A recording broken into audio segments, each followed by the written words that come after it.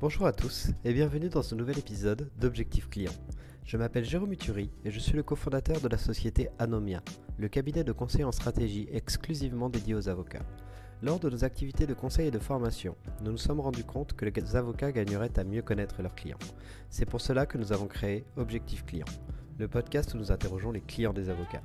Dans ce nouvel épisode, j'ai le plaisir de recevoir Aurélien Cohen, directeur juridique de Danone Manifesto Ventures, le fonds de venture capital du groupe Danone.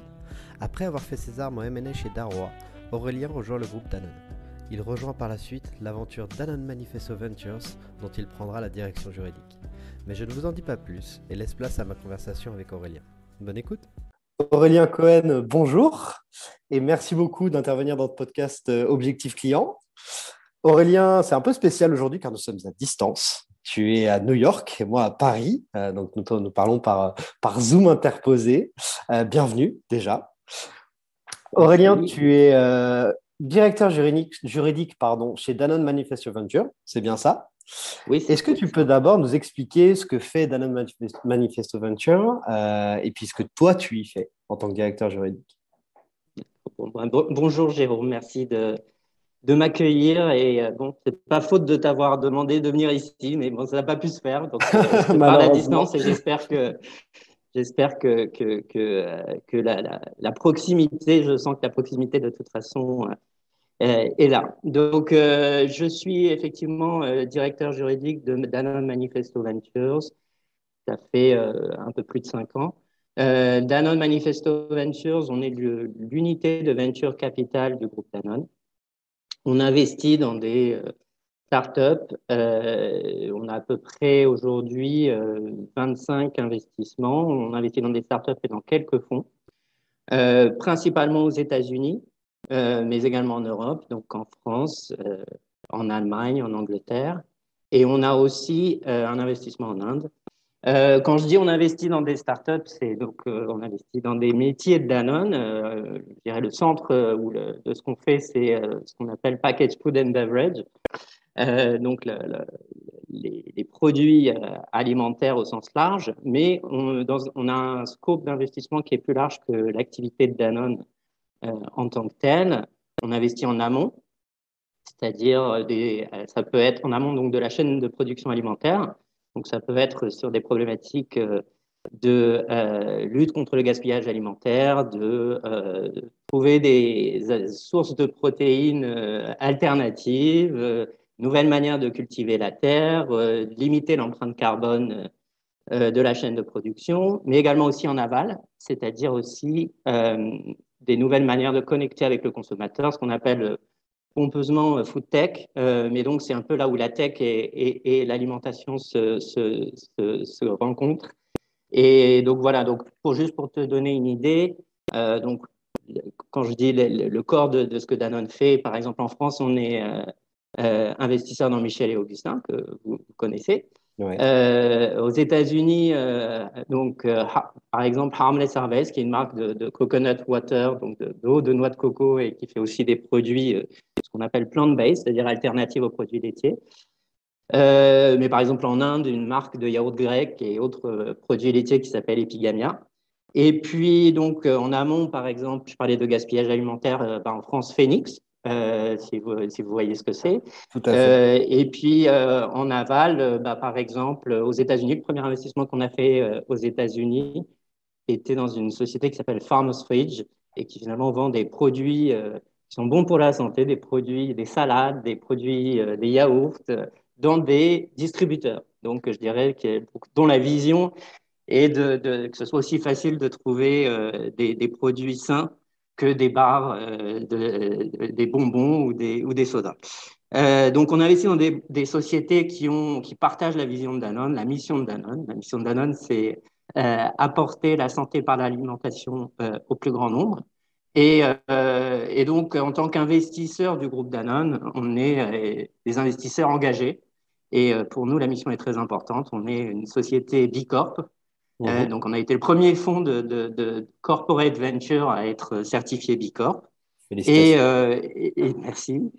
Et aussi très engagé sur les problématiques de développement durable, et notamment, on a tout un agenda, je dirais, non financier et des KPI qui sont des retours non financiers. On n'est pas un fonds d'impact. Souvent, je dis qu'on n'est pas un fonds d'impact, mais on est le fonds d'une société qui se soucie de son impact. Et c'est vrai que quand on est une société comme Danone, on est dans la vie au quotidienne de beaucoup de consommateurs et donc l'impact qu'on peut avoir sur l'environnement, mais également sur la santé est très important. Donc voilà, on est à l'image de Danone et c'est pour ça qu'on porte le nom de Danone. Il y a beaucoup de corporate ventures, surtout aux États-Unis, qui ont des noms différents de la société ou du groupe auquel ils appartiennent. Et ben, nous, on est totalement fiers de notre appartenance à Danone. Très clair. Donc, en fer de lance sur l'innovation dans l'alimentation, en accord avec la stratégie du groupe Danone. Et du coup, simplement pour clarifier, est-ce que vous avez vocation à accompagner des très jeunes entreprises, donc depuis un seed ou un pré-seed, donc les premiers investissements dans la startup, jusqu'à une potentielle peut-être internalisation chez Danone ou revente à une autre société? Et ben, c'est très large, en fait. Et c'est ça l'avantage, je dirais, d'être un corporate venture. Je dirais de manière schématique, et excuse-moi pour les anglicismes, mais c'est vrai que l'essentiel de la stratégie et tout ce qu'on fait est en anglais, mais on a deux angles particuliers. On a Invest to Learn et Invest to Acquire. Invest to Learn, bah, c'est très clair, c'est-à-dire qu'on investit, et là souvent de manière minoritaire, dans des sociétés dont on pense qu'elles peuvent apporter quelque chose à Danone et on pense qu'on peut apporter quelque chose à ces sociétés. C'est assez parfois contre-intuitif d'investir dans des sociétés qu'on n'a pas vocation à acquérir quand on est un corporate. Mais effectivement, on peut tisser des ponts entre d'un côté Danone et de l'autre côté la société pour à la fois aider la société à grandir, mais aussi parce qu'on considère que cette société fait partie de la réponse et de la solution. C'est-à-dire que même si, in fine, on n'a pas vocation à l'acheter, le fait qu'on lui donne un coup de pouce et qu'on la supporte remplit aussi notre mission. Et puis, Invest to Acquire, c'est en général des sociétés. Donc ça, les premières, on peut investir assez tôt, même si d'une manière générale, comme on est des opérateurs et qu'on est très impliqués, euh, en général, il faut que la société ait déjà je dirais soit déjà un certain stade pour qu'on D'accord. investisse. Alors c'est encore plus vrai dans l'autre partie, puisque donc l'investissement avec parfois au début on commence toujours minoritaire, mais Mm. parfois au début il n'y a pas vraiment d'histoire qui est écrite, on apprend à se connaître et au fur et à mesure on arrive à la conclusion mutuelle qu'effectivement la société est un bon fit pour Danone et que nous, on peut apporter quelque chose pour l'aider à se développer. Donc là, quand c'est des sociétés qu'on achète, on est dans le core business de Danone. C'est donc des sociétés qui font, je dirais, des produits, des marques à destination des consommateurs, produits alimentaires. Et donc voilà, donc en fait, si tu veux, on peut commencer en seed, mais c'est assez rare, plutôt série A, je dirais. Et on peut, de l'autre côté du spectre, Ouais. on fait parfois, enfin, qui est du pré-M&A, c'est-à-dire qu'on commence minoritaire, mais parfois aussi même dès le début, avec une vision qu'on va finir à 100% un jour. Donc voilà. Super clair. C'est captivant. On va y revenir dans la suite du podcast. Mais avant ça, moi, j'aimerais revenir un peu sur ton parcours. Parce que je crois que tu as commencé avocat à Paris, dans le cabinet. Tu es aujourd'hui directeur juridique d'un fonds à New York. Entre ces deux étapes-là, je crois que tu es passé par le groupe Danone à Paris puis à New York. Est-ce que tu peux nous raconter un petit peu, nous donner un aperçu de ton parcours? Je sais que c'est difficile, mais je pense que ça peut être intéressant. Avec plaisir. Écoute, moi, je dirais peut-être, je pense que j'ai été avocat par vocation et je suis devenu juriste d'entreprise par hasard. Donc, avocat par vocation, parce que mon grand-père était avocat et dès l'âge de 7 ans, je pense que j'ai décidé que je voulais être avocat. Donc, c'est vraiment par vocation. J'ai donc, après le bac, fait des études de droit. Très vite, même si j'aimais beaucoup le droit administratif, le droit pénal, je me suis dit, il faut que je fasse quelque chose qui puisse me permettre de pratiquer aussi à l'étranger. Et donc, c'est comme ça que je suis venu au droit des affaires. Donc, à Assas, j'ai fait un magistère de juriste d'affaires, DJCE. Mhm. Euh, donc, formation juridique très poussée en droit des affaires, mais très généraliste, avec un socle généraliste très important. Après, je me suis dit, bon, ben, je comprends, ou je fais semblant de comprendre la finance et puis le business. Donc, j'ai décidé de faire une école de commerce. J'ai rejoint les SEC en admission parallèle, et je dirais juste après avoir passé le barreau. Mhm. Et là, j'ai fait tout sauf du droit. Et j'ai Ah. découvert d'autres d'autres manières de travailler, enfin, ce que toi aussi, tu as pu vivre. Mhm. Travailler en groupe, présenter ensemble et encore une fois, être en dehors de son cœur de compétences. Et je Mhm. pense que ça, c'est important d'être crédible en dehors de son cœur de compétences. Et c'est ça qu'on apprend quand on est juriste et qu'on va en école de commerce, je trouve. Et puis, in fine, comme je te l'ai dit, et que j'avais toujours cette idée de pouvoir m'exporter un jour, bah, j'avais pu voir au cours de mes stages et de manière générale en regardant le marché des cabinets d'avocats qu'effectivement, LLM dans un pays anglo-saxon, de préférence aux États-Unis, parce que les cabinets américains sont implantés un peu partout, bah, est une manière de pouvoir pratiquer un peu partout. Et donc, après les SEC, j'ai fait un LLM à Columbia. Ouais. Et j'ai, après le LLM, passé le barreau de New York. Et donc là, LLM, je me suis, je dirais, ouvert au monde D'accord. et une expérience étudiante, je dirais, hors du commun, parce qu'on en est avec des gens du monde entier. Et puis, chacun a quitté sa profession, enfin, ce qu'il faisait avant, sa famille, et puis on est un petit peu une famille les uns pour les autres pendant l'espace d'un an. Donc, un parcours, je dirais, assez, qui maintenant devient assez classique, mais quand je suis parti aux États-Unis, je me suis dit, bon, bah, je laisse tout ouvert. Peut-être que je resterai aux États-Unis, peut-être que je rentrerai en France. Et en fait, j'avais fait mon stage EFB chez Darrois Mhm. à Paris et l'expérience que j'avais adorée. Et donc, quand je suis parti aux États-Unis, en fait, très vite, un cabinet américain m'a fait une offre pour commencer aux États-Unis et après aller en France. Et puis, j'ai passé un coup de téléphone à Darwan en disant, bah, voilà, j'ai une offre. Si, je sais que vous recrutez pas. À l'époque, ils recrutaient très peu de collaborateurs. Je dis, mais s'il y a une chance de pouvoir travailler pour vous, je suis prêt à venir à Paris Ouais.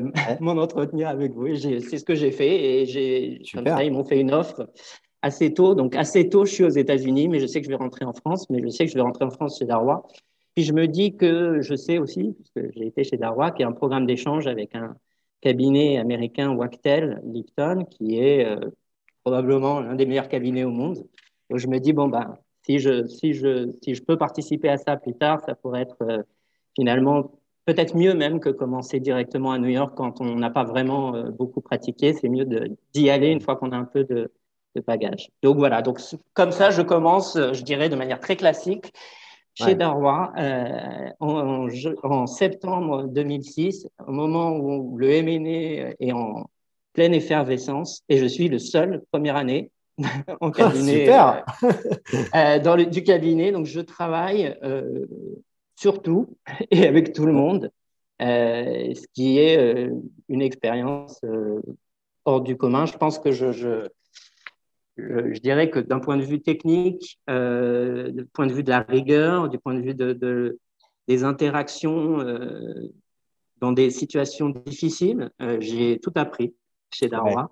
Euh, et j'ai tout en restant avocat. C'est-à-dire que c'était vraiment très clair quand on est chez Darrois que c'est pas parce qu'on fait du conseil, par exemple, qu'on ne doit pas faire aussi du contentieux. Et c'est Mhm. pas parce qu'on fait du conseil qu'on ne doit pas défendre son client. Et vraiment, essayer de défendre son client, c'est quelque chose que je fais toujours au quotidien, et on pourra en parler dans mon métier. Défendre Mhm. les intérêts de Danone, c'est ce que je fais au quotidien. Mais c'est quelque chose pour moi qui je dirais, l'ADN d'avocat, ça fait partie de l'ADN d'avocat. Et Euh, comment on s'en sort quand on arrive dans un cabinet comme Darrois à l'époque, en étant seul avocat en première année, sur des sujets aussi complexes que ceux que tu sembles décrire? Comment ça s'est passé au départ? Bah, au départ, je dirais, c'est vraiment c'est comme quand on dit, vous savez, tu sais, on dit, on va te jeter à l'eau et on va voir si tu sais nager. C'est exactement Ouais. ça. Et au début, tu sais pas du tout, enfin, tu sais techniquement de quoi tu parles, et encore, pratiquement, tu sais rien. Et donc, au début, bah, tu te poses de grosses questions, tu vas parler aux autres collaborateurs pour leur demander comment on fait. Mm. Euh, mais très vite, en fait, tu apprends à, euh, à être toi ton principal relecteur, à être très rigoureux, puisque en fait, si tu veux, enfin en tout cas à l'époque, hein, il y avait une structure où en gros, tu avais un associé pour un collaborateur. Donc en fait, sur les dossiers, tu avais un collaborateur, un associé, parfois plusieurs, deux associés par exemple. Mais en général, tu étais un peu le seul qui produisait des premiers drafts de documents. Et donc, il y a tout un tas de choses. Tu te dis, il faut absolument pas que je fasse une erreur, parce que s'il y a une erreur, c'est sûr que c'est moi. La Mm. personne, l'associé est tellement compétent et tellement reconnu que personne au monde ne pourra se dire que l'erreur vient de lui. Mm. Donc, au début, c'est ça qui était assez intéressant, c'est que j'ai vraiment appris avant d'envoyer quelque chose, à vraiment le travailler Ouais. et à toujours être un peu mon principal critique. Mm. Et encore maintenant, si je rédige quelque chose, je me pose beaucoup de questions. Et j'avais la chance de travailler avec des gens tellement compétents que, effectivement, on passe du temps à se poser des questions sur une chose. On donne un document qui fait, je sais pas, une dizaine de pages. Et ben, l'associé va juste s'arrêter sur le sujet sur lequel on s'est posé beaucoup de questions. Donc, Comme par hasard. c'est par hasard. Donc voilà. Donc effectivement, et après beaucoup de travail, beaucoup de relations très intenses avec d'autres collaborateurs. Hein, vraiment, on avait le sentiment d'avoir fait la guerre ensemble. Mm. Et encore aujourd'hui, j'ai des relations très proches avec beaucoup de personnes que j'ai rencontrées chez Darwa.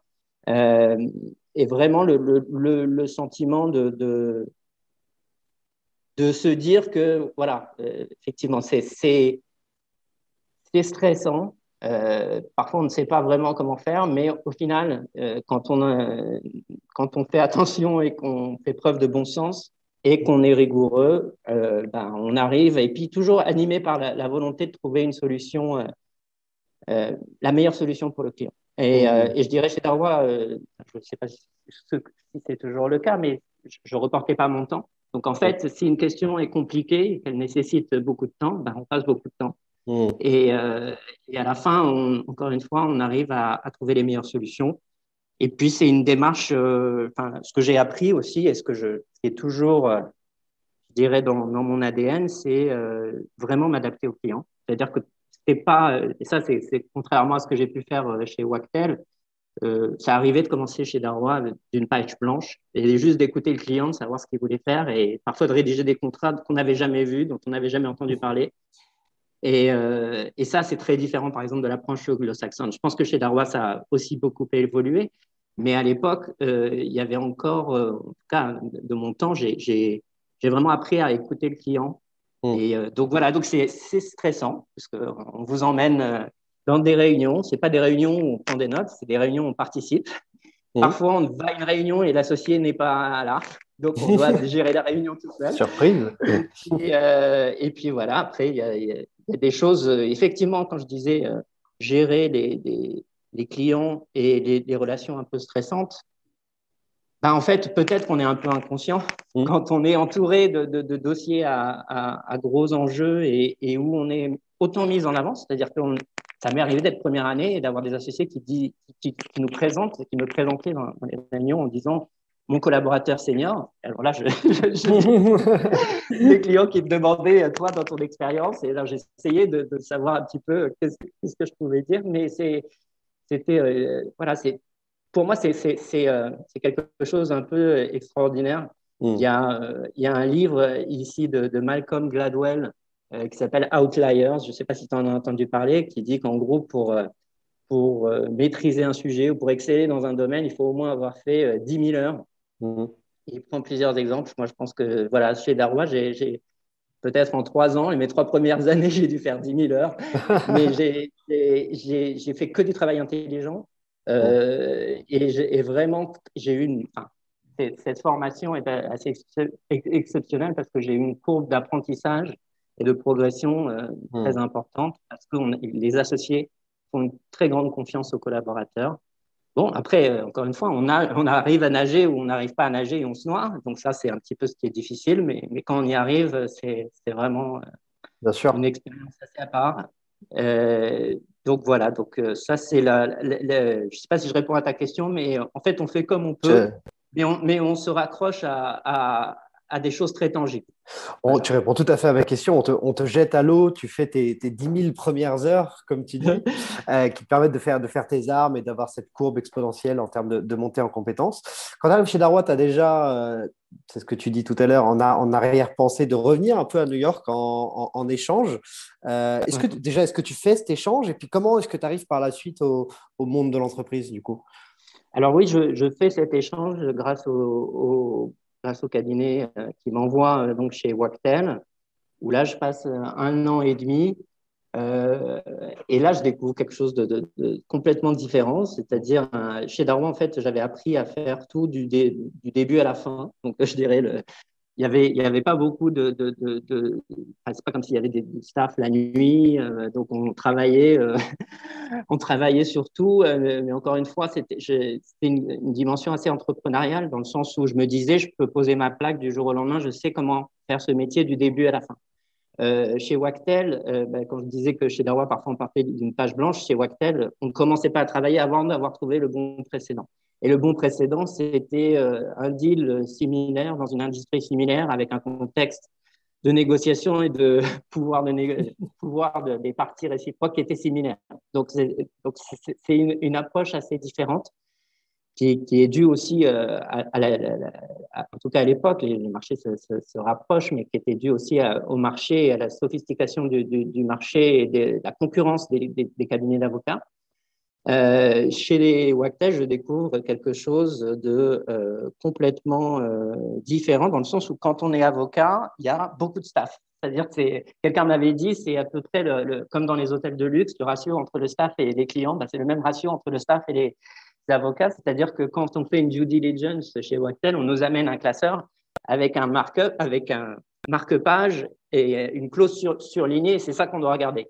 Et donc, il y a déjà eu des gens qui ont fait tout le travail d'imprimer. Bon. Donc, là, ce que je découvre, c'est, je dirais, des gens, enfin, des gens qui sont d'une compétence effectivement hors du commun, mais indépendamment de ça, un état d'esprit qui fait qu'on se dit, il n'y a rien qui est impossible. C'est-à-dire qu'un client vient nous voir et nous dit, aujourd'hui, on est lundi, on veut annoncer le truc, on veut faire un deal qu'on n'a pas encore commencé, on veut l'annoncer jeudi avant l'ouverture des marchés. On dit oui, d'accord, Oui, c'est c'est possible. possible. Je veux racheter C'est Microsoft avant possible. jeudi. Voilà. Donc, cette idée, je pense que c'est aussi, on en parlera, mais la culture du service et du client, je dirais à son extrême aux États-Unis, mais surtout cet état d'esprit, oui, qu'on est dans l'équipe des gagnants. Donc, sinon, on ne peut pas le faire, personne ne peut le faire. Et puis, ce que je découvre aussi à l'époque, qui était assez intéressant, parce que on en parle beaucoup aujourd'hui, mais c'est vrai que déjà, et je parle de, je sais plus, c'était il y a 12 ans, 13 ans, 12 ans, je voyais des avocats qui travaillaient ensemble sur le même document et qui travaillaient sur des liens. C'était Hmm. assez intéressant de voir justement les couches successives d'apports des uns et des autres, que ce soit des techniciens ou que ce soit même des gens de la même spécialité. Et c'était assez intéressant de voir la collaboration entre les gens. Donc voilà une expérience très intéressante puisque, encore une fois, euh, quand on est avocat et que quelqu'un vient nous voir pour nous donner du travail, on est toujours partagé entre euh, on est content d'avoir du travail, mais on est un peu anxieux. Et puis, dès qu'on nous parle de timing, on est encore plus anxieux. Et donc, cette idée d'avoir une attitude assez proactive, où, quand on reçoit quelque chose qui est que tout est possible, c'est quelque chose que j'ai vraiment vu là-bas. Et avec une relation où le client est. Dès que le client parle, c'est comme si on avait entendu Dieu. Ouais. Voilà, tout le monde, il y a des groupes, mais c'est très très intéressant. C'est très intéressant parce que voilà, sur les calls, on ne veut pas entendre trop de bip. Donc, on Ouais. se connecte à un associé qui nous met sur un call parce que sinon, le client va. Donc, c'est vraiment se poser la question de. Attention à l'extrême, quoi. Ah Ouais. oui, oui. Et même à l'époque, il fallait avoir une ligne fixe chez soi si on prenait des calls de chez soi. Bon, c'est une époque où il n'y avait pas. Avant, là, il y a très longtemps, mais c'était intéressant comme démarche de se dire faisons attention, on veut pas entendre, le client ne veut pas entendre que vous êtes au parc en train d'écouter le chant des oiseaux. Voilà. Donc, c'était intéressant. Et donc, je reviens en France, chez Darrois.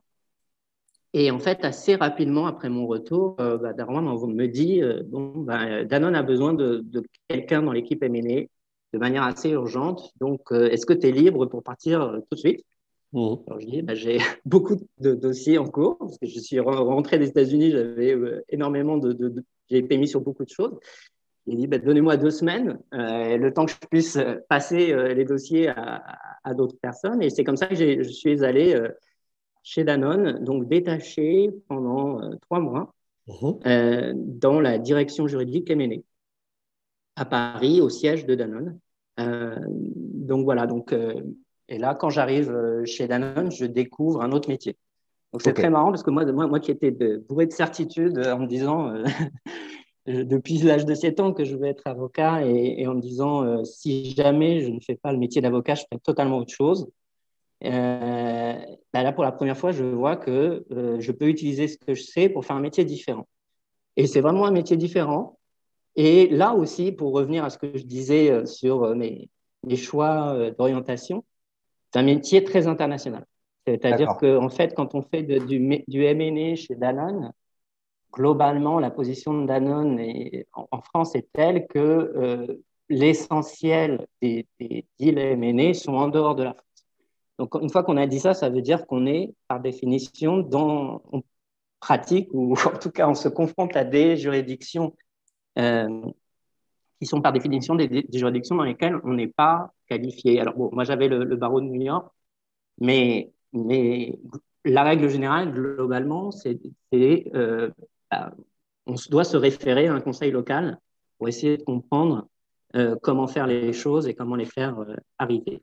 Quand tu dis, toi, tu avais le Euh, barreau de New York, c'est-à-dire que chaque personne au sein de la direction de Danone a une juridiction étrangère, enfin responsable d'une juridiction étrangère?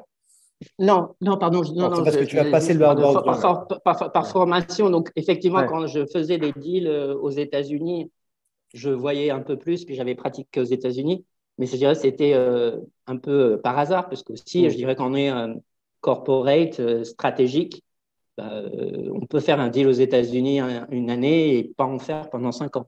Mm. Donc, je dirais, si je mets ça de côté, globalement, voilà, quand on fait des transactions au Moyen-Orient, en Europe du Nord, en Amérique du Sud, bon, on a Ouais. des idées un petit peu de comment. Enfin, bien sûr, on a des raisonnements juridiques et une formation qui fait qu'on arrive à comprendre les questions, mais on n'est pas, je dirais, le modèle, en tout cas, de ce modèle-là de direction juridique, c'est un modèle d'une petite équipe et se repose beaucoup sur les cabinets d'avocats, puisque par définition, il n'y a pas de sens, ça ne fait pas de sens. Voilà, c'était Mm. ça que je voulais dire. Ça ne fait pas de sens pour le juriste de le faire en interne, puisqu'il y a un moment où on arrive à des questions de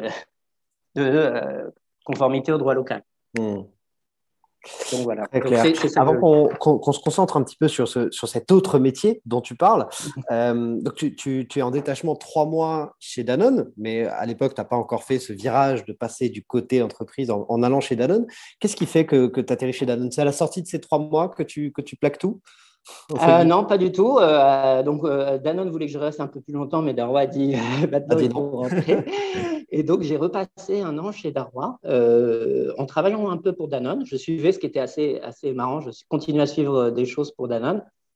Euh, mais non, écoute, après, je dirais, c'est une question aussi, c'est pour des raisons essentiellement aussi personnelles. C'est-à-dire que je dirais. Être avocat à Paris, chez Darrois, ça veut dire vouloir être associé. Donc, ça veut dire être sûr qu'on veut rester toute sa vie à Paris. Mm. Et il se trouve que j'ai, moi, rencontré ma femme lorsque j'ai étudié, quand j'ai fait mon MDLM. Mm. Donc, j'avais, je dirais, toujours en tête de me dire, bon, soit ma femme va venir ici, soit je vais là-bas. Et donc, elle a travaillé pendant un moment aussi à Londres, pendant que j'étais à Paris. Mais donc, j'avais toujours ça en tête. Et puis, donc, je vais chez Danone et je découvre un métier international. Et donc, je me dis juste, bon, bah, c'est indépendamment du plaisir que j'éprouve à découvrir ce nouveau métier, je me dis, bah, tiens, si jamais, même si c'est pas avec Danone, je suis en train d'apprendre un métier que je pourrais très bien faire pour une société américaine qui investit, qui a des opérations à l'étranger. Donc c'est comme ça que je l'aborde. Et en fait, donc je retourne chez Darwa. Et là, ce qui est aussi intéressant, c'est retourner chez Darwa après 3 mois uniquement. J'ai l'impression de voir le métier complètement différemment. Ouais. Euh, Parce que déjà, je replace les choses beaucoup plus dans le long terme.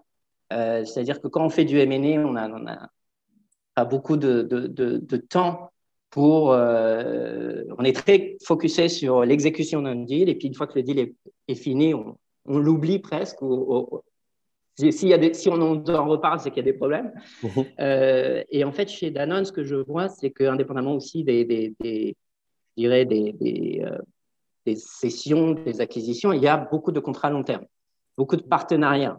Et donc ça implique une démarche différente, c'est-à-dire écouter beaucoup l'autre partie et être sûr que l'autre partie comprend bien ce à quoi elle s'engage, ce qui est vraiment différent, je dirais, de l'approche quand on est avocat. On se dit, bon, il faut négocier le meilleur contrat pour son client, limite, il faut l'encadrer. Une fois qu'on a réussi à avoir le meilleur deal pour son client, bah, en fait, là, on s'aperçoit que le meilleur deal pour son client, c'est pas nécessairement le meilleur contrat, c'est un contrat qui est compréhensible par l'autre partie et qui sera exécuté par l'autre partie.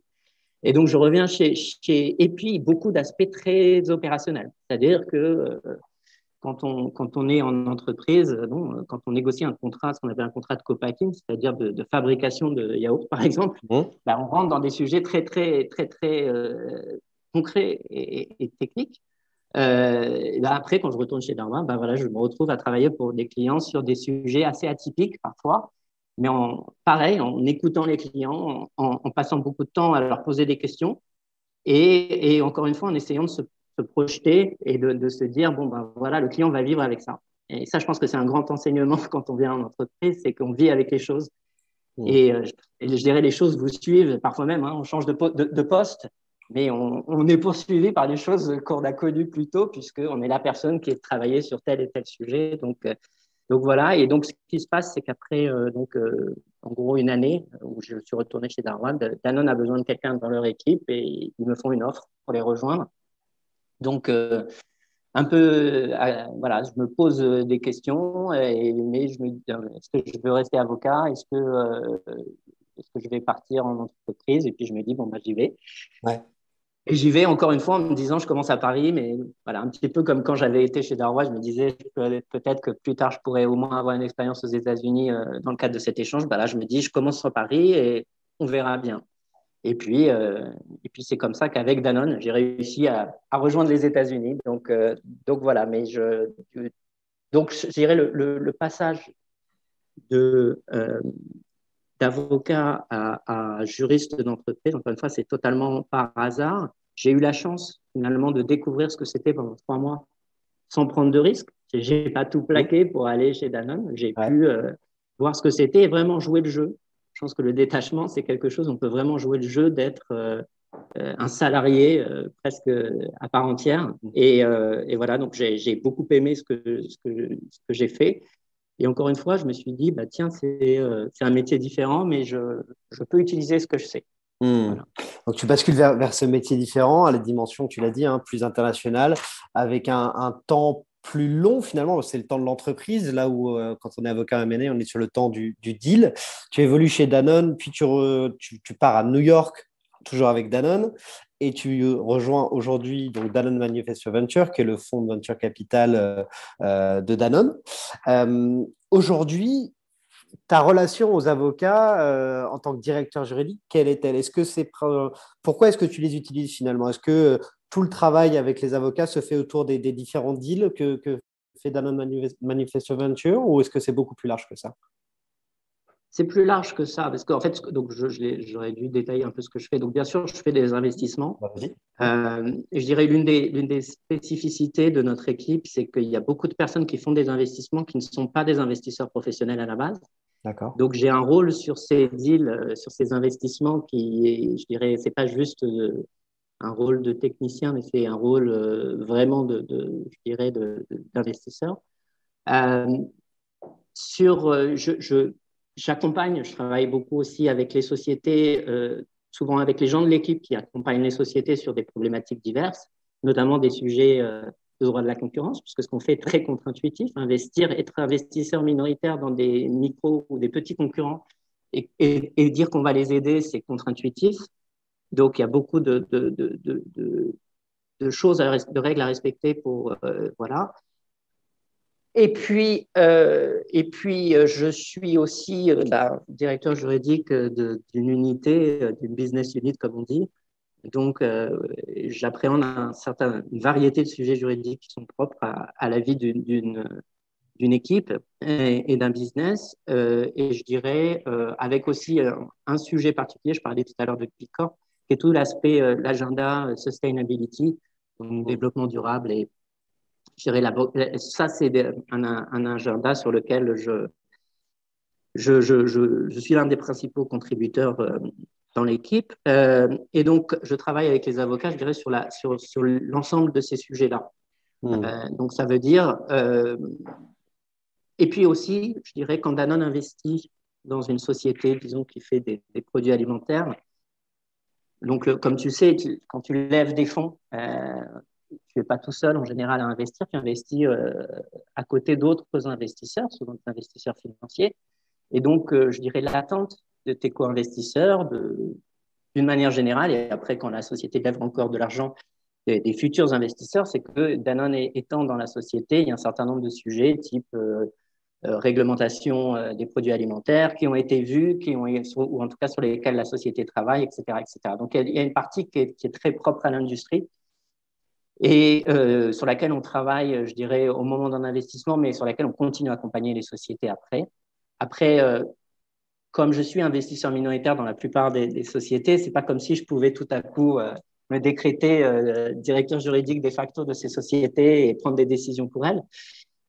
Donc, ça arrive aussi d'être avec un cabinet d'avocats mandaté par la société, mais qu'on a recommandé, et travailler sur des sujets où là, j'essaye je dirais, de jouer un peu le rôle de directeur juridique pour les orienter et pour modérer cette relation entre, je dirais, le business et le cabinet d'avocats. Donc voilà, donc ça, donc je travaille avec les cabinets et en fait, quand j'ai commencé, ce qui est intéressant, c'est que personne dans notre équipe, donc on est une équipe à moitié de Français, à moitié d'Américains, mais personne dans l'équipe n'avait fait du venture capital avant. Et donc, on commence sur une société française qui est basée qui établit une pratique de ce type aux États-Unis, corporate. Voilà, donc il y a des grandes questions de la part des sociétés, de crédibilité, de qu'est-ce que vous faites là. Donc, trouver des cabinets d'avocats qui sont adaptés à ces nouvelles problématiques, ça fait partie de l'apprentissage et de la définition même de la stratégie qu'on va avoir en tant qu'investisseur. On commence donc moi j'ai dû travailler avec de nouveaux cabinets en commençant cette activité et en me disant là, c'est pour revenir à ce que tu disais un petit peu sur la différence entre avocat, un deal par exemple, et puis la vision en entreprise, je dirais même la différence entre le M&A par exemple et ce que je fais, c'est que d'un point de vue cabinet d'avocat, je construis des relations long terme. Alors que quand je travaillais sur des deals, comme je disais, Danone peut faire une acquisition ou une jeune venture dans un pays et ne plus faire quoi que ce soit dans ce pays pendant une dizaine d'années. Donc en termes de relations, c'est pas du tout la même chose. Il y a un gros dossier. Et puis après, il n'y a plus rien. Moi, je fais plutôt des plus petits dossiers, mais je travaille de manière très récurrente, puisque tu sais, les sociétés dans lesquelles on investit en général ne sont pas profitables. Donc, elles lèvent de l'argent, et puis elles relèvent de l'argent, et elles relèvent de l'argent. Et donc, à chaque fois, une fois que tu as investi une fois, tu investis plusieurs fois. Et moi, typiquement, le cabinet qui m'accompagne lors du premier investissement m'accompagne jusqu'au bout. Donc Ouais, c'est très intéressant. Et donc, tu as dû, comme tu le dis, hein, trouver des cabinets pour avoir une relation long terme. Il y avait déjà des cabinets quand tu es arrivé ou est-ce que tu as dû tout trouver, enfin, construire le portefeuille finalement de cabinets partenaires seul? Et si oui, comment tu as fait? Oui, alors il y avait déjà des cabinets, mais qui sont sur des deals beaucoup plus gros, enfin qui sont des cabinets M&A qu'utilisent Danone. Il y a aussi les cabinets qu'utilisent notre business aux États-Unis, donc Mhm. sur des sujets plus opérationnels. Euh, donc, a priori, moi j'arrive en fait chez Danone Manifesto Venture, il n'y a rien, il n'y a pas d'entité, il n'y a pas de compte en banque, il n'y a pas de process. Donc je construis tout De zéro. un peu en me disant, je regarde comment Danone fonctionne en M&A, mais je me dis là, il faut qu'on soit beaucoup plus rapide parce que les décisions d'investir dans des startups sont des décisions qui vont très vite. Donc je cherche des nouveaux conseils qui, je dirais, me verront comme un plus gros client que les conseils existants de Danone qui voient ce que je fais comme très petit. Mhm. Euh, Ça ne veut pas dire que je ne les utilise pas, mais ça veut dire juste qu'en termes de focus et d'attention, c'est important quand on est client de savoir on est un client important qui compte parce qu'on aura les ressources et l'attention nécessaire. Euh, et puis, je cherche des gens qui m'aident à établir cette réputation d'investisseur VC. Parce que je ne Ok. sais pas ce que c'est. Donc, des gens qui peuvent à la fois m'expliquer quelle est la pratique, mais avec qui, je dirais, il y a suffisamment un bon fit pour qu'on réfléchisse ensemble à quelle sera notre pratique.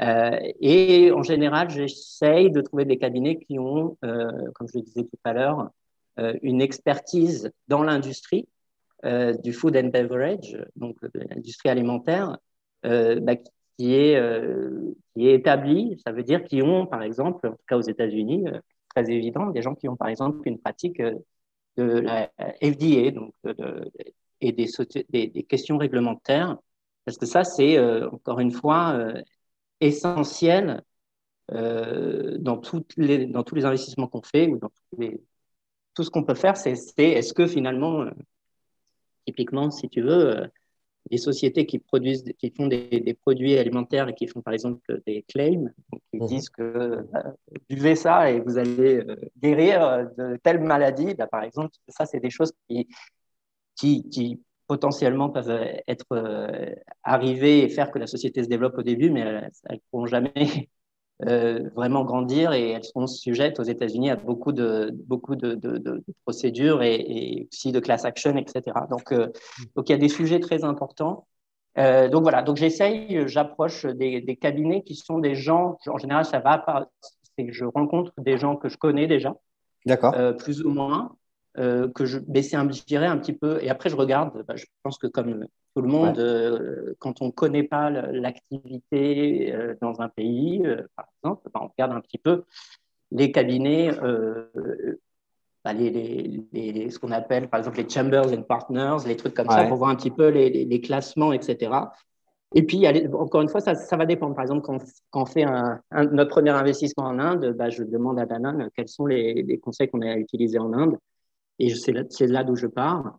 Donc Mhm. voilà, donc ça c'est très important, je dirais. C'est-à-dire que ce que je fais, je le fais aussi en respectant, alors encore une fois, dans la mesure où c'est pertinent, les relations existantes qu'a Danone dans différents Mhm. pays. Si Ouais. maintenant je vais dans un pays que je ne connais pas du tout, la première chose que je fais, c'est demander, par exemple, à la directrice juridique M&A, qui vous utilisez dans tel pays.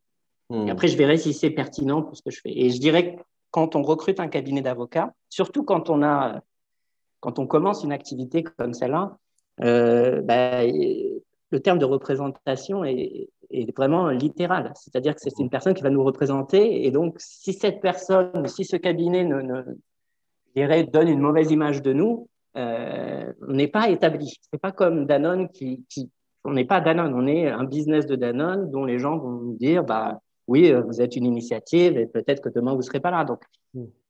la construction de la crédibilité passe aussi par trouver les bonnes équipes. Et je dirais, quand on fait des investissements, c'est des gens qui sont capables d'être, je dirais, à l'image de ce que nous, on veut véhiculer, des gens collaboratifs, des gens, encore une fois, je dirais, raisonnables, euh, et qui sont aussi capables de travailler avec les sociétés. C'est-à-dire que si on prend un cabinet dont l'image va être, je dirais, terrifiante pour les sociétés dans lesquelles on investit, ben, c'est un problème. Si on prend un cabinet qui nous donne cette image de gros corporate, ça va être un problème. Donc, en fait, moi, l'angle que j'ai pris, c'était avant tout, commençons par des cabinets qui ont un nom dans le venture capital. Et puis, on verra après comment on construira une relation, si ça fonctionne, etc. Mais c'était ça que je recherchais. Mais c'est vrai que c'est très important, quand on est avocat, de voir à quel point les interactions qu'on a, je dirais, dans un contexte commercial, Mmh. engage le client. Engage le client. Moi, la pire des choses qui peut m'arriver, c'est que, alors, il y a plusieurs choses, mais quand on choisit un cabinet, on prend beaucoup de risques. C'est-à-dire que choisir un cabinet avec lequel la boîte n'a jamais travaillé, c'est toujours un risque. Donc, si ça se passe mal, c'est de ma faute. C'est que Ouais, je l'ai mal choisi. C'est pas, je dirais, il y a des mythes quand on est avocat, c'est le client va dire c'est tout de la faute de l'avocat. C'est pas vrai. Si ouais, c'est de la faute de l'avocat, c'est de ma faute. Parce que j'ai mal choisi l'avocat. ouais, Ou c'est ta responsabilité. je l'ai mal orienté. Je l'ai Ouais. mal orienté, je l'ai mal expliqué ce qu'on cherchait à atteindre. Euh, donc, mais donc ça, c'est une première crainte, c'est que, bon, l'avocat, ça se passe mal, par exemple, avec les gens avec qui je travaille, les autres personnes sur des projets. Mais c'est aussi que, par exemple, ça se passe très mal avec la société dans laquelle on veut investir. Parce Mhm. que, je dirais, ils vont avoir beaucoup de contacts, par définition, avec les conseils de la société, etc. Et, euh, et voilà, donc c'est important. Et ça, parfois, il faut un peu aussi éduquer les gens avec qui on travaille sur attention. Là, il faut faire très attention. Pas comme ça qu'on parle. On peut pas Ouais. sur un call. On n'essaie pas de gagner là. Encore une fois, là, je parlais tout à l'heure de relations long terme. Quand on investit dans une société qui est, je dirais, qui fait 2-3 millions de chiffre d'affaires, on est dans une relation à long terme parce qu'on espère qu'elle va grossir, etc. Et donc, on ne peut pas se permettre d'avoir de travailler avec des gens qui vont faire que très vite la société va pas accrocher, parce que ça va être une partie, enfin, surtout maintenant c'est le cas en Europe aussi, mais quand j'ai commencé ici, cette activité, l'environnement était très concurrentiel, donc les investisseurs étaient en C'est concurrence, donc ouais. fallait pouvoir faire ces... C'est très intéressant parce qu'il y a plein d'enjeux qui se croisent. Donc, imaginons, si moi je suis à la tête d'un cabinet d'avocats auquel tu fais appel, qui ne connaît pas encore Danone, qui n'est pas référencé chez Danone, tu as dit qu'il allait falloir que effectivement je te montre une expertise dans le food and beverage, dans l'alimentaire, que je te montre aussi que je suis que je suis capable de gérer plusieurs interlocuteurs, de parler aussi avec les entreprises dans lesquelles tu investis, tout en défendant tes intérêts à toi. Mais tu as dit un truc très intéressant qui disait que finalement, tu prenais un risque en prenant un nouveau cabinet d'avocats. Comment est-ce que moi, avocat associé à la tête d'un cabinet d'avocats, je peux arriver à te rassurer sur ce risque que toi, tu prends en faisant appel à moi? Alors, c'est simple ce que je vais dire, mais où ça semble évident, c'est que la manière de me rassurer, ça va être de me montrer que tu te soucies autant de bien faire les choses que moi. Hmm. Et que tu, finalement, quelque part, je dirais, ce qui est aussi semble être une évidence, c'est une relation de confiance. Et une relation de confiance fait que, encore une fois, surtout quand on construit des relations long terme, il y aura parfois des erreurs. Et la question de savoir si on pardonne ces erreurs, si on les comprend, ou si au contraire, une fois qu'on a plus confiance, on ne fait que voir des erreurs, ça Hmm. la relation entre client et avocat, c'est ça. C'est la même aussi que quand on travaille avec quelqu'un dans son équipe et que la personne commence à envoyer des mauvais signaux et qu'on ne peut pas avoir confiance. Donc la manière de rassurer, c'est moi, ça me rassure pas toujours. Je dirais il y a deux choses. Il y a une, c'est bien sûr, je dirais, c'est comme un médecin, Hmm. savoir que quelqu'un a déjà traité, sait comment faire. Le côté, vous inquiétez pas, vous êtes entre de bonnes mains, Hmm. c'est quelque chose qui joue forcément, Hmm. surtout quand on prend un risque, quand on vient, parfois on vient avec des bonnes nouvelles, parfois on vient de très mauvaises nouvelles. J'ai eu des choses où c'est du contentieux. Il y a des choses, il y a des moments où on est très, très anxieux, où en tout cas, on se dit, bon, ben, on veut être assuré par le fait de. Et encore une fois, ce que j'avais vu dans ces premiers échanges, c'est que les cabinets qui se démarquaient, c'était ceux qui disaient, on sait exactement ça, on fait beaucoup ça. Hmm. Et on sait comment faire. Vous inquiétez pas, vous êtes tombé au bon endroit. Donc ça, c'est important. Deuxièmement, c'est encore une fois, au cours de la relation, c'est de voir concrètement que on se soucie d'essayer de comprendre ce que nous voulons faire et qu'on essaye ensemble d'arriver à un résultat. Encore une fois, moi, je n'ai pas du tout une vision de dire c'est le boulot des avocats Hmm. et ça ne me regarde pas. Je travaille, on est dans le même bateau. Donc, il y a une vie. Quand on est dans le même bateau, il faut qu'on puisse faire confiance à la personne qui conduit avec nous et voir que la personne est aussi focus sur les vagues et tout le reste que nous. Donc, ça, c'est important, je trouve, de voir ça. Et après, je dirais, il y a une relation, comme toute relation de confiance, elle est basée sur la transparence. Hmm. Je dirais que quelqu'un nous dise je ne sais pas du tout faire ça. C'est Ouais. aussi important que de dire je le fais très bien. Voilà. Ouais, c'est Moi, OK c'est vrai que ça, parce que c'est quelque chose que les avocats ont du mal à dire, moi j'ai l'impression. Ça, je ne sais pas faire. Ou ça, c'est pas de mon domaine. moi j'apprécie parce que ça veut dire je ne suis pas au bon endroit. Donc Hmm. voilà, encore une fois, tu prends une analogie avec la médecine, tu es tombé sur le mauvais spécialiste, on te dit ah non, non, mais ce n'est pas du tout un rhumato qu'il vous faut, c'est ça. Hmm. Bah, tu es content. Tu apprécies cette relation. Et quand tu construis des Ouais. relations long terme, tu apprécies ça. Moi, ça m'est arrivé, par exemple, on était, pour Michel et Augustin, ils avaient un livre de recettes en France, ils voulaient le lancer aux États-Unis, faire des contrats d'édition. Trouver un spécialiste qui peut les aider à rédiger, à négocier avec un éditeur. Bon, Hmm. bah, on va d'abord vers les gens qu'on connaît, qu'on a l'habitude d'utiliser. Et j'avais beaucoup apprécié que l'avocat dise, écoute, ça ne sert à rien. On peut le faire, mais on n'est pas les bonnes personnes.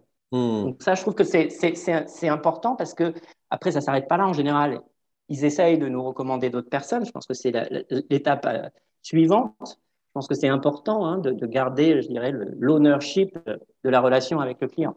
Ouais. Mais moi, j'apprécie parce que j'ai pas beaucoup de temps. J'ai pas beaucoup de temps pour, tu vois, si j'ai un problème ou si j'ai quelque chose avec une société, en général, il y a de gros enjeux de temps. Hmm. Et essayer de trouver la bonne personne pour les aider, ça fait partie aussi de mon travail. Et donc voilà, donc moi j'apprécie la franchise et la transparence, y compris aussi parfois sur des sujets très compliqués. On essaye de trouver ensemble des solutions. Enfin, Donc voilà. c'est très clair. Avant de passer sur les. Parce que j'aimerais bien qu'on parle après des. Tu as bossé avec beaucoup de cabinets d'avocats dans plein de pays différents, donc on parle un peu potentiellement des différences entre les différents avocats que tu as vus. Avant ça, j'ai peut-être une petite question qui va être potentiellement anecdotique, mais tu as dit tout à l'heure qu'il y avait des avocats mandatés par la société dans laquelle tu as investi, mais que tu as recommandé. Ces avocats-là, est-ce que ce sont les mêmes que ceux qui travaillent pour Danone Manifesto Venture, ou est-ce que ce sont d'autres avocats que tu connais et que tu recommandes à tes sociétés? Ça peut être des deux, mais en général, nous, ce qu'on fait, nous, on est très. Euh, Quand, par exemple, donc, comme tu sais peut-être, quand tu fais un investissement, tu as une phase de due diligence, donc où tu regardes beaucoup de choses. Nous, quand on fait ça, on ne fait pas ça pour essayer de coincer la société sur des sujets. On essaye de voir là où on peut améliorer les choses. Et donc, en général, nous, on partage toujours, ou en tout cas, on propose à la société le résultat de ce travail. Hmm. Donc, on a un cabinet d'avocats qui va regarder des choses préalablement à l'investissement et on offre à la société de partager ça. Souvent, ça peut être le début d'une autre relation où là, moi, je dis au cabinet avec lequel je travaille, vous allez les pitcher. La condition, c'est que comme ils font partie de notre écosystème, bah, donnez-leur le même genre, par exemple, de discount que vous allez nous donner sur telle et telle prestation. Mhm. Et donc, la première prestation que vous allez faire, le pitch que vous allez faire, travailler sur tel sujet. Et si possible, ce sujet-là, c'est pour vous, c'est dans votre business développement. Et vous pourrez potentiellement les aider sur un sujet et on travaillera ensemble sur ce sujet. Donc, je ne vous laisserai pas non plus tout seul avec la société. Mhm. Et ça, c'est rassurant. En fait, quand on peut recommander des cabinets et continuer un peu à accompagner, c'est rassurant puisqu'on sait que la société est dans de bonnes mains. Quand c'est pas possible ou quand c'est pas le cas, parce que c'est aussi le cas qu'on nous demande des conseils, eh bien, encore une fois, on fait le même travail que je ferais moi pour gérer mes propres dossiers, c'est-à-dire un travail de savoir quel est le meilleur sur ce marché, de demander aux business locaux qui ils utilisent, Mhm. et puis de proposer parfois plusieurs noms, faire des calls avec la société, tel et tel cabinet, et après on discute avec la société comment tu as trouvé ce pitch, comment tu as trouvé ça, la proposition, comment on peut négocier les honoraires, etc. Et ça, on le fait, je dirais, de la même manière qu'on le ferait côté client. Donc ça, je le fais aussi avec eux, s'ils vont, par exemple, si c'est arrivé que tel business dise, j'ai pas de conseil en propriété intellectuelle, Mhm. j'ai ça comme préoccupation aujourd'hui. Donc moi, je cherche dans mon réseau les gens qui peuvent les aider, je les brief, et après, je participe à ce Mhm. pitch, et puis après, je débrief, et puis après, le cabinet choisit. Ouais. Pardon, L'entreprise. Ouais. la Ouais. société choisit tout le temps, bien sûr. Et je dirais, c'est un petit peu. Moi, j'ai toujours à cœur, surtout quand on est investisseur minoritaire, c'est très important que la société ait son propre conseil indépendant. Je veux qu'il D'accord. puisse prendre des décisions totalement indépendantes. Il y a des questions de responsabilité, mais il y a aussi des questions claires. C'est-à-dire que parfois, les sociétés dans lesquelles on investit peuvent avoir des positions qui vont être perçues parfois comme un peu contraires à ce que Danone va faire ou ce que Danone fait dans une autre activité. Donc, c'est important d'avoir des conseils totalement indépendants. Donc, à la fin, de toute façon, c'est toujours la société qui Mhm. Donc moi, si je suis avocat et que j'ai envie d'être l'avocat de jeunes startups dans la food tech, comme on dit, euh, mais pas forcément, j'ai pas forcément envie d'être côté fond, ça peut quand même être un bon moyen de passer par toi, entre guillemets, d'entretenir une relation avec toi pour que toi, tu me recommandes ensuite à tes sociétés ou pas? Alors, je dirais, il faut en général, ce qui est mieux, c'est que j'ai pu travailler avec toi. Si j'ai D'accord, pu ouais. travailler avec toi, je suis mieux à même de te recommander. Hmm, C'est-à-dire que, encore une fois, hein, je reviens toujours à la question de recommander quelqu'un, c'est une responsabilité. hmm, Donc, les sociétés qui me demandent des recommandations s'attendent à ce que je les introduise avec des gens qui connaissent exactement le problème d'accord. qu'ils essayent d'adresser. Maintenant, c'est possible, par exemple, que ayant travaillé sur un dossier et toi, tu es côté de la société, tu es du côté de la société, je me dise, bah tiens, Hmm, pourquoi pas l'avoir aussi de mon côté et non pas parce que, encore une fois, on est dans un écosystème et dans un environnement qui est très collaboratif. hmm, Parce que je sais qu'il sait parler aux sociétés, je le vois comment il défend les intérêts et il le fait très bien. hmm. Donc je pense qu'il serait la bonne personne, par exemple, pour tel et tel dossier. Moi, quand je choisis un avocat pour un dossier, c'est une question de compétence, c'est une question de fit, c'est une question de dossier. Je vais me dire, pour ce dossier-là, c'est pas la bonne personne. Hmm. Ou je vais me dire, pour ce dossier-là, tu vas pouvoir faire que telle partie. Parce que Ouais, telle autre très partie, clair. je sais que c'est pas ton fort. Donc voilà. Donc je dirais quand même, toujours, c'est encore une fois toujours la même chose. Hmm. Après, sinon, ça peut être une recommandation, encore une fois, de quelqu'un d'autre, de Danone. Si quelqu'un me dit qui pour m'accompagner en Chine sur les processus d'approbation d'un nouvel ingrédient, etc., je demande aux équipes Danone en Chine. Hmm. C'est Ouais, pas bien moi sûr. qui vais leur. Danone est Voilà. un super levier.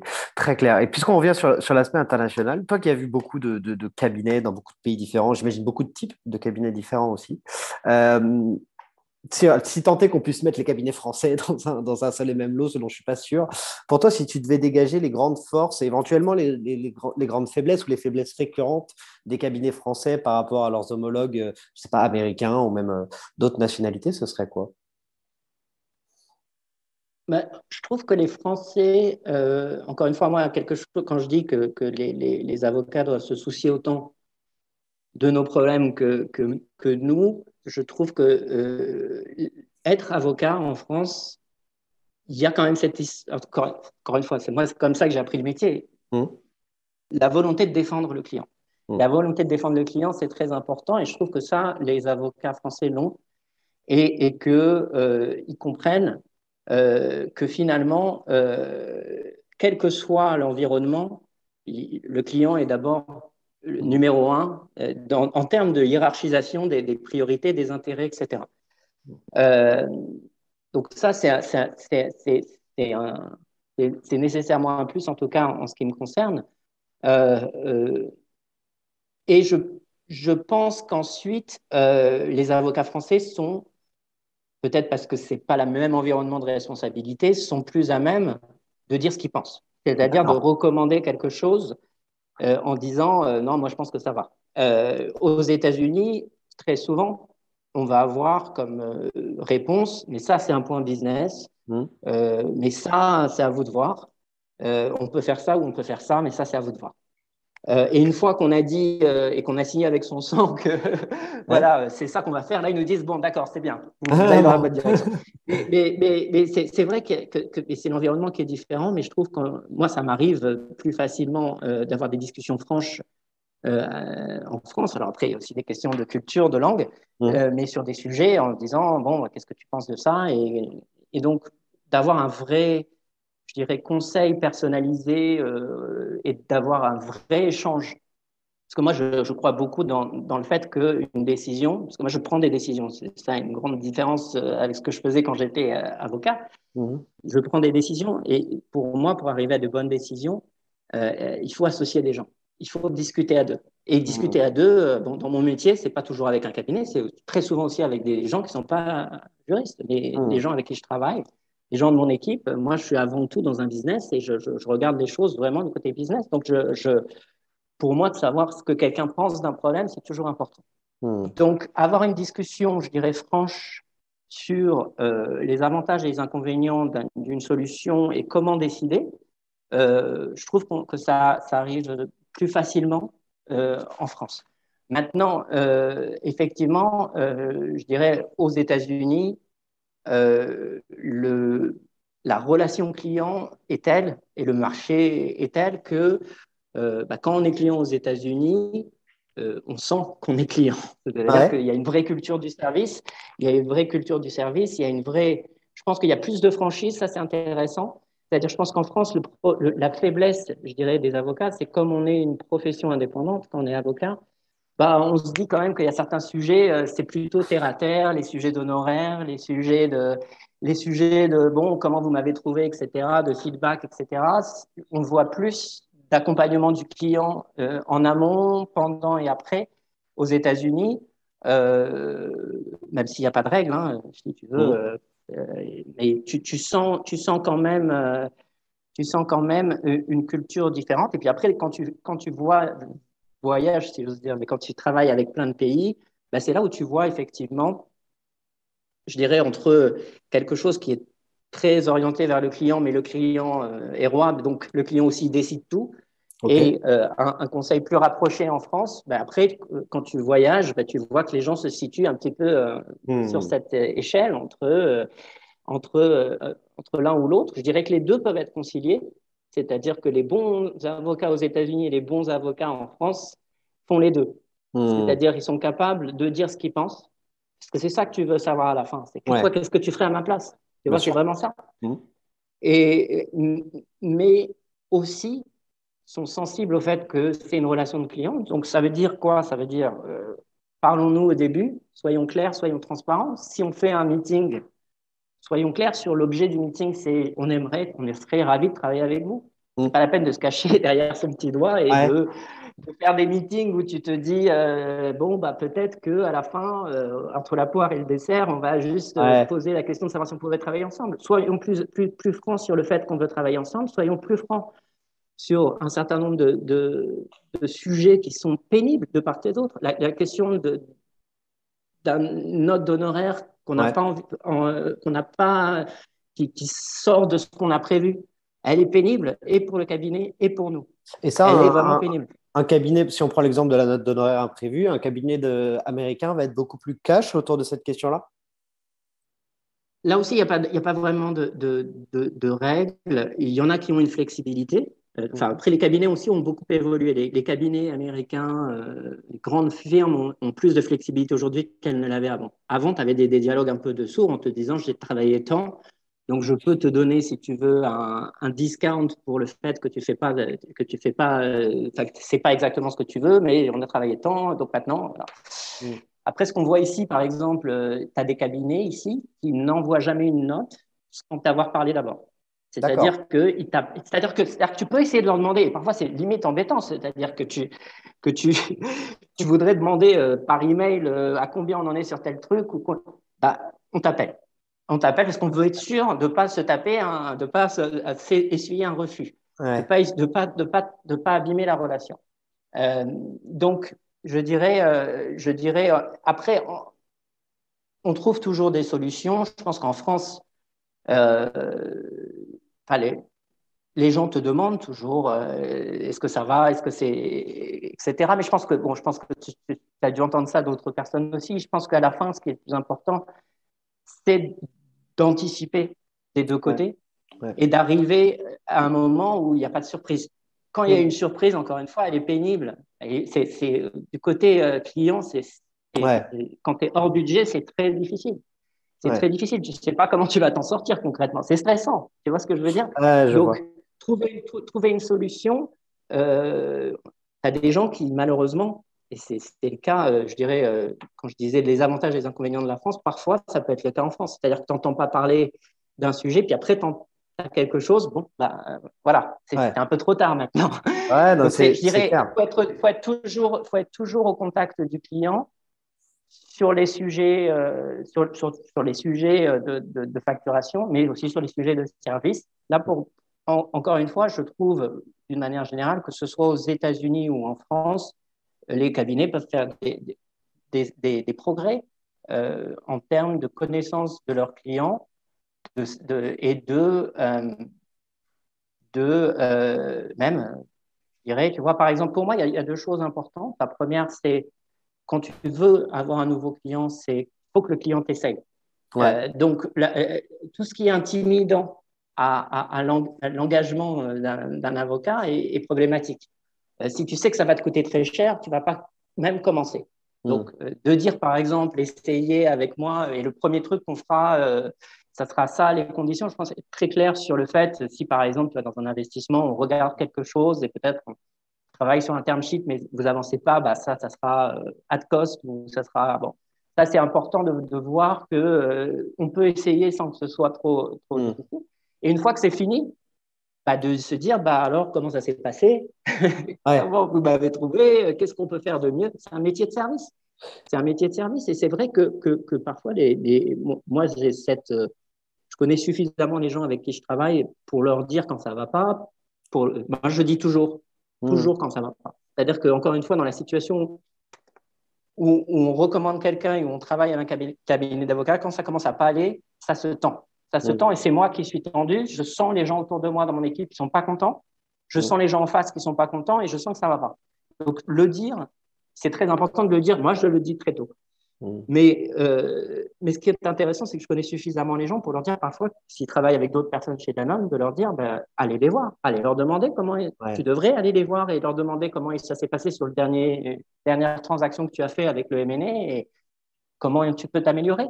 Ouais. Ah oui, c'est vrai. Mais tu es sûr que, bon, je dis oui, c'est une bonne occasion et je pense que c'est important et ça fait plaisir aux clients Mm. de savoir que finalement, encore une fois, une relation à long terme, ça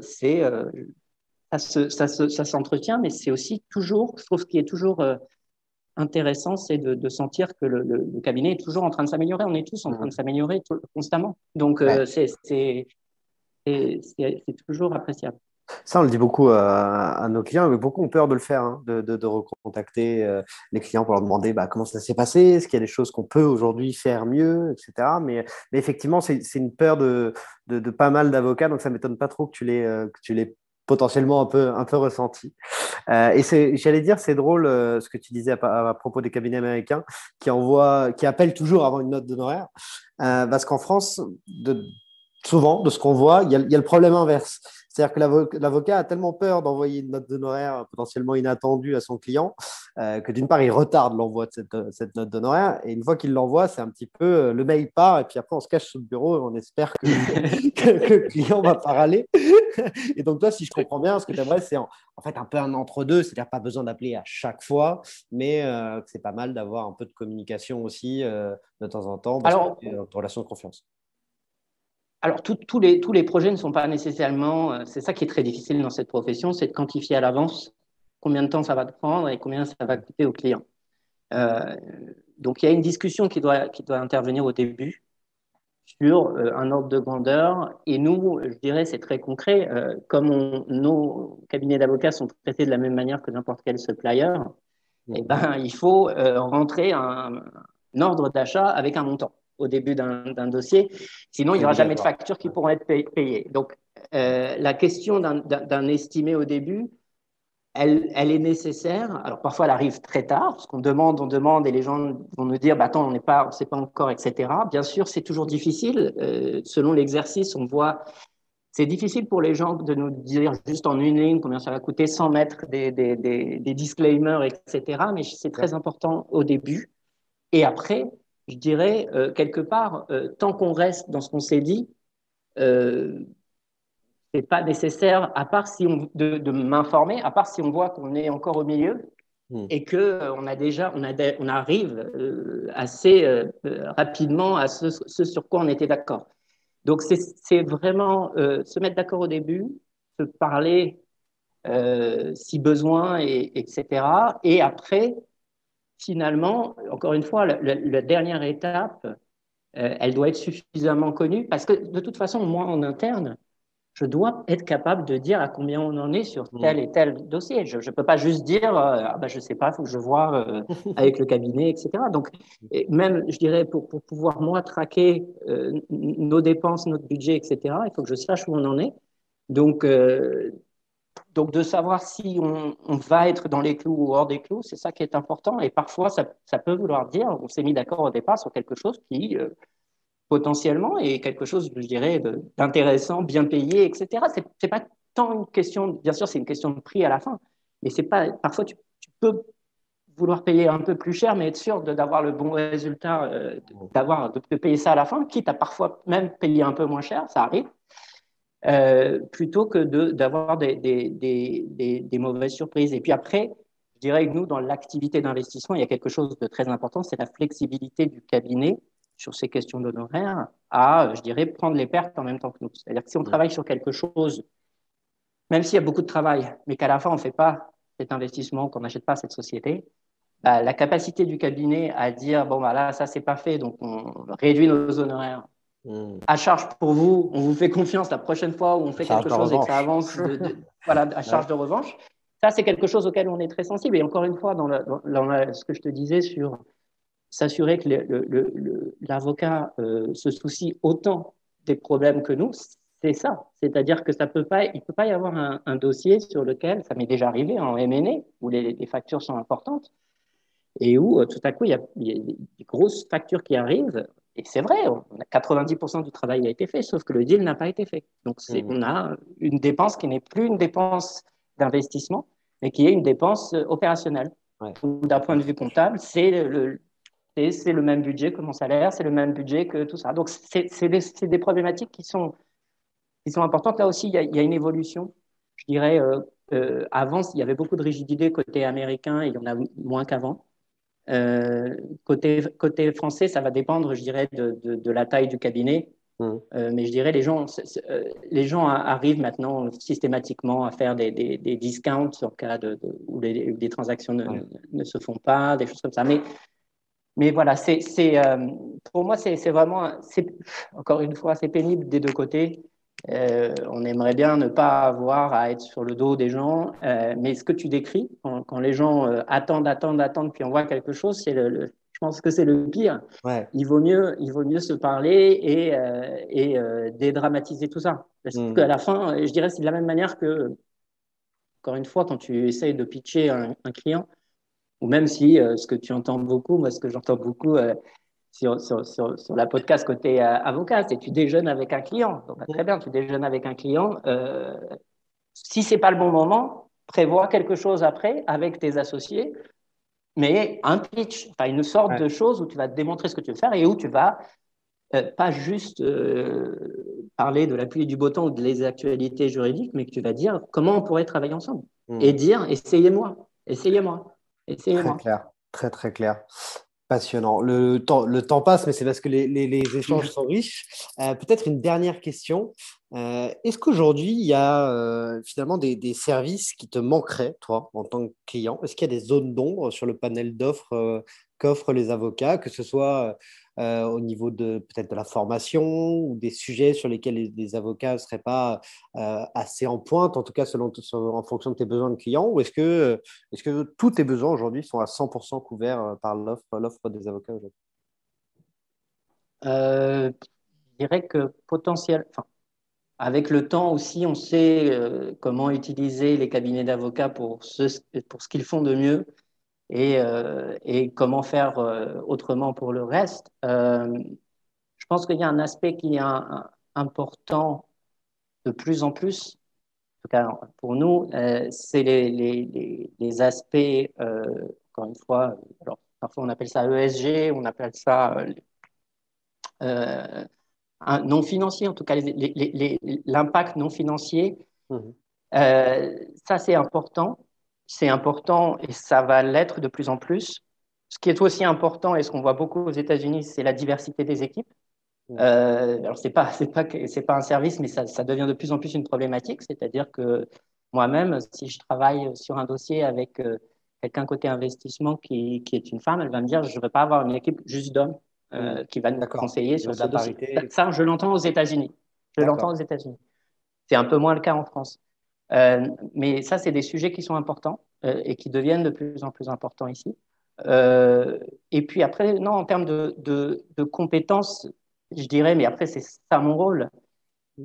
Ce qui fait la différence entre les bons, les très bons et les bons, Mhm. c'est justement la capacité, et je vais dire quelque chose qui est évident, mais c'est assez profond en fait. C'est la capacité à vraiment comprendre les aspects business. Et les aspects business, c'est bien sûr essayer de comprendre ce que je fais, essayer de comprendre quelles sont nos contraintes, mais aussi de parler le même langage. Mhm. Et de se dire que, enfin, moi, si tu veux, quand je dirais, je me considère pas, la partie technique de ce que je fais est évidente, mais dans mes échanges avec les gens de mon équipe, elle n'est pas du tout. Ça intéresse personne, si tu veux, de rentrer dans des débats sur le droit et sur l'évolution, etc. Donc, avoir des gens qui sont capables de s'adapter, que si moi je peux dire à quelqu'un, vois directement avec cet avocat sur tel sujet et que je sais que la personne va pouvoir le gérer de la même manière que je le gérerais moi, ça veut dire que c'est une personne qui est encore une fois capable de comprendre et de parler le même langage. Mhm. Donc ça, c'est important pour moi. Mais encore une fois, je te dis sur les sujets ou non, les formations, on le voit de plus en plus. Mais aux États-Unis, par exemple, quand tu es avocat aux États-Unis, alors quand tu es juriste d'entreprise aux États-Unis, tu dois être avocat inscrit au Mhm. barreau. Donc moi, je suis inscrit au barreau D'accord. ici et je suis avocat. Euh, Tu as une obligation de formation continue. Aux États-Unis, c'est de fait, tous les cabinets d'avocats te proposent des formations Mhm. gratuites et maintenant virtuelles ou pas d'ailleurs, parce que donc ça se fait en France aussi, mais aux États-Unis, ça se fait par nécessité, c'est-à-dire que tu dois une fois par mois valider 1 heure de formation en fait. Tous les 2 ans, tu dois C'est montrer que tu as fait au c'est moins déjà 24 rentré. heures de formation. Très Voilà. clair. Donc, par définition, quand tu es dans un cabinet d'avocat, tu as plein d'opportunités. Et quand tu es en entreprise, je ne vais pas demander à mes collègues de me faire des présentations sur l'évolution du droit parce qu'ils ne sont pas juristes. Donc, du coup, c'est les cabinets qui vont faire ça. Et je l'ai vu là récemment. Ça peut être parfois le moyen, bien sûr, de faire la connaissance d'un nouveau cabinet, de voir les gens. Tu vois, quand tu vois une présentation sur un sujet par quelqu'un, ça, c'est des choses qui sont intéressantes, et pour les avocats et pour les clients. Mais sinon, sur le fond, oui, moi, je te dis, je suis probablement peut-être plus clair qu'avant, parce que ça fait maintenant plus de 10 ans que je fais ça, euh, juriste d'entreprise, mais plus clair qu'avant sur ce qu'un cabinet, quand est-ce que je vais chercher un cabinet, à quel moment dans mon propre process Mhm. je fais rentrer un cabinet. Et donc, globalement, je trouve que c'est une excellente profession. Tout le monde est très, très professionnel. Donc, je sais pourquoi je vais les voir et en général, tu as ce que tu recherches. Je dirais simplement, d'une manière générale, ce que tu apprécies chez tes avocats, c'est la curiosité et le fait que c'est pas parce que tu vas voir quelqu'un, par exemple sur une transaction, quelqu'un qui va s'occuper de la partie transaction, qui doit pas savoir ce qui se passe sur le reste. Parce que la curiosité fait que moi, je suis sur tous les calls, ou je vais être sur les calls de ça et de Mhm. ça et de ça. Et donc, tous ces aspects-là, c'est important. Je pense que côté avocat, il faut parfois se dire, OK, je vais perdre une heure et peut-être que je ne la facturerai pas, mais au moins, je vais être sur ce call qui est important avec mon collègue, d'ailleurs, qui est en bas du couloir. Ouais. Parce que c'est important pour le client de voir que je trouve que ce call est important et aussi important que pour lui. Donc Ouais. voilà, je sais pas, je pense pas nécessairement avoir répondu à ta question, si ce n'est pour dire qu'effectivement, en général, les cabinets fournissent les services auxquels tu t'attends et ce pourquoi tu les contactes. Ouais, et puis qu'il faut être curieux. Moi, j'aime bien aussi ce mot de la fin autour de la curiosité. Mais écoute, Aurélien, merci beaucoup pour ce podcast. C'était vraiment Merci à passionnant. toi. Et je te souhaite le meilleur pour la suite là-bas à New York et peut-être demain à Paris. Et puis j'espère te croiser bientôt, que ce soit à Paris ou à New York. Avec plaisir. Merci beaucoup, Jérôme, pour cet échange et puis à très bientôt. À très vite. Et voilà, nous arrivons à la fin de ce podcast. Je vous invite à retrouver nos autres contenus et articles, ainsi que nos offres de conseils et de formation sur notre site web www.anomia.fr.